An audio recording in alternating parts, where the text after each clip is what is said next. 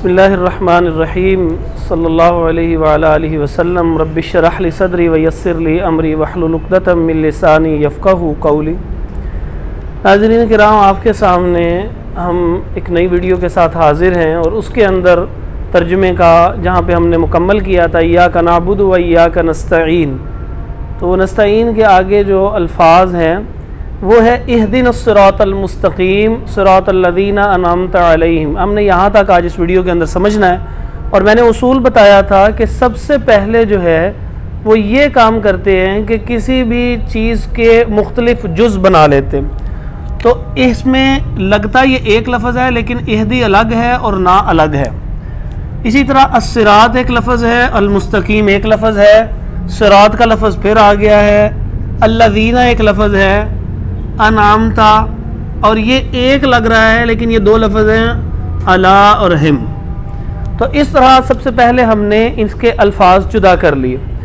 तो अब हम समझते हैं कि सबसे पहले जो उर्दू के अल्फाज हैं उनको समझ लें कि इहदी तो है ये हिदायत के से, और ये अस्सिरात ये हमने याद रखना है। जैसे हमारी आम ज़ुबान में पुल सरात कहते हैं ना, तो सिरात असल में रास्ते को कहते हैं। तो अब ये जो सिरात है ये उर्दू के अंदर भी इस्तेमाल होता है रास्ते के माना में। और अल मुस्तकीम जो है वो सीधा। ये सारे के सारे आम मशहूर व मारूफ अल्फाज हैं जो इस्तेमाल होते हैं। सिरात का फिर वही लफ्ज़ आ जाएगा रास्ता। अनामता ये इनाम से है, जुमला हम इसको बाद में बनाएंगे। अब हमारे लिए एक लफ्ज़ पुराना था जो हमने इय्याका नअबुदु में नून समझा था, और मैंने कहा था सबसे पहले इस बोर्ड पे इस अंदाज से चेक करते जाएंगे वो कहाँ पे हमने समझा था, और तरतीब से आते आते यहाँ पर जब आप आएंगे तो ये नून की मुख्तलिफ शक्लें नज़र आएंगी जो नअबुदु के अंदर भी पढ़ाया था और नस्तईन में भी पढ़ाया था। ये नून है, ना है, नहनु है, इसका तर्जुमा होता है हम, हमें, हमारे, इस अंदाज से इसका तर्जुमा किया जाता है।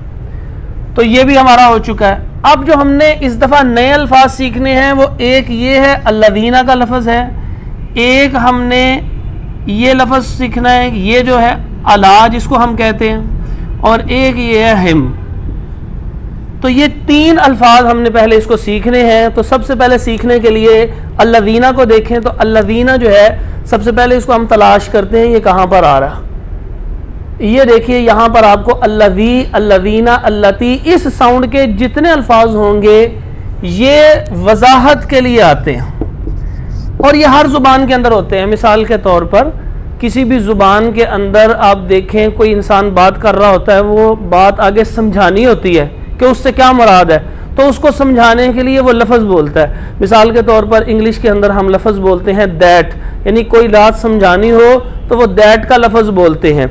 इसी तरह उर्दू ज़ुबान के अंदर जो या जिस का लफ्ज़ बोलते हैं। तो अरबी ज़ुबान के अंदर ये अल्लज़ी, अल्लज़ीना, अल्लती, अल्लती, अल्लाई, ये जो अल्फाज होंगे ना इस साउंड के, ये सारे के सारे वजाहत के लिए आते हैं। तो वजाहत क्या है कि सवाल ये पैदा होता है कि हम दुआ कर रहे हैं कि हमें सीधे रास्ते की तरफ हिदायत दे, हमें सीधे रास्ते की तरफ अल्लाह हिदायत अता फरमा। सवाल ये ज़हन में पैदा होता है कि वो सीधा रास्ता कौन सा है, तो आगे कहा रास्ता कौन सा, तो अल्लज़ीना कह के आगे उसकी वजाहत की है। तो इसका मतलब यहाँ पर इसका तर्जुमा करेंगे जो या जिसके माना में आएगा। तो अब चूंकि इंसानों से मुतल्लिक है तो लिहाजा हम तर्जुमा करते हुए ये लिख देते हैं जो लोग या जिन लोगों।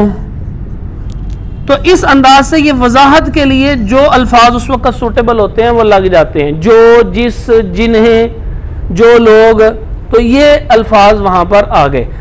ये कुरान मजीद के अंदर कई जगहों के ऊपर ये इस्तेमाल हुआ है। हत्ता कि अल्लाह ताला ने अपनी भी वजाहत करनी थी, अपना तारुफ करना था, यानी तो करवाना था लोगों को, तो उस वक़्त भी ये लफ्ज़ बोले हैं। जैसे फरमाया हुवल्लाह, वो अल्लाह। अब सेन में सवाल पैदा होता है कौन सा अल्लाह, तो आगे फरमाया अल्लज़ी, जो, यानी ये वजाहत की जा रही है कि अल्लाह कौन है। हुवल्लाहुल्लज़ी ला इलाहा इल्ला हु, कि नहीं माबूद मगर वही। तो इसका मतलब ये अल्लाह ताला ने अपनी वजाहत की है कि मैं कौन हूँ, मैं वो हूँ कि जिसके अलावा कोई और माबूद नहीं। तो बताने का मकसद ये था कि ये जो साउंड है अल्लज़ी, अल्लज़ीना, अल्लती वगैरह जहाँ आते हैं वजाहत के लिए आते हैं। तो ये जो रास्ते की वजाहत की जा रही है कि अल्लज़ीना कौन सा रास्ता है, अनअमता के इनाम किया तूने, अलैहिम अला का तर्जुमा ढूंढें जी। यहाँ से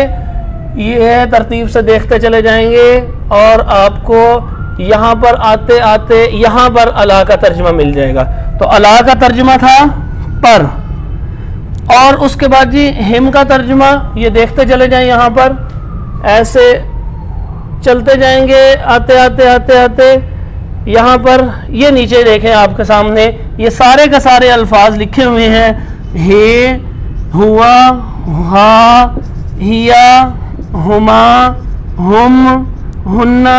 तो इन सब के अंदर ये 7 के 7 के अल्फाज के अंदर आपको हे कॉमन जो है वो अल्फ़ाबेट नज़र आ रहा है। तो इसका तर्जुमा होता है वो, उस, उन। तो अब यहाँ पर हम तर्जुमा वो, उस या उन में से कोई लफ्ज़ सुटेबल कर लेते हैं। रास्ता उन लोगों का कि जिन पर इनाम हुआ, यानी वो लोग ऐसे हैं कि उन पर इनाम हुआ, वो यानी उन पर इनाम हुआ। उल्टा करें तर्जुमा, उन पर इनाम हुआ। अलैहिम में हिम का पहले, फिर अला और फिर अनाम। तो ये उन पर इनाम हुआ, ये है वो सादा डायरेक्ट मेथड। और ये ग्रामर के बगैर सीखा जाता है कि इंसान जो है इब्तदाई तौर पे जिसको ग्रामर नहीं आती वो थोड़ा थोड़ा उसके जहन में स्केच बनता जाए कि कुरान मजीद का तर्जुमा क्या चल रहा है। अल्लाह रब्बुल इज़्ज़त से दुआ है कि अल्लाह तबारक व तआला हमें समझने की तौफीक अता फरमाए।